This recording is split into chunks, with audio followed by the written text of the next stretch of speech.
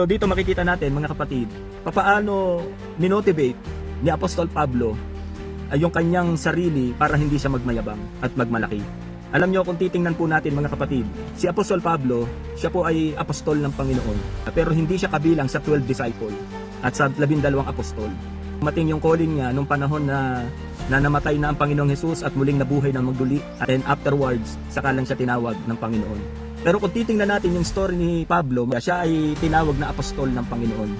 Pero kung titingnan natin yung kanyang ministry, ay maaaring masabi natin na nahigitan niya yung ministry nila Pedro, yung mga 12 disciple. Sa Biblia pa lang, napakarami at napakalaki ng iniambag na sulat ni Apostol Pablo higit sa mga apostol. Kita natin sila Pedro, meron lang 1 and 2 Peter. Sila Juan, meron lang hanggang 3 John. Pero maliban kay Pablo na meron siyang 9 na Pauline epistle na naisulat at naiambag sa Biblia. Kung titingnan naman natin yung narating ni Apostol Pablo at yung narating ng mga apostol ay talagang makikita natin mas malayo ang narating ni Apostol Pablo higit sa mga alagad. Pero tingnan natin mga kapatid, ano ang ginawang motivation ni Apostol Pablo para hindi siya magmalaki. Meron siyang naisulat mga kapatid sa aklat ng Galatia, huwag nating ihambing o huwag nating ipalagay na tayo higit sa iba. Sa halip magpakababa po tayo.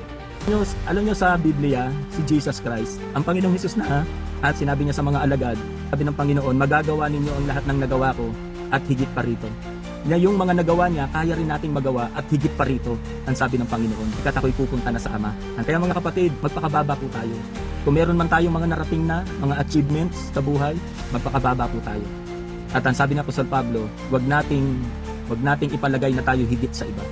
Amen po ba?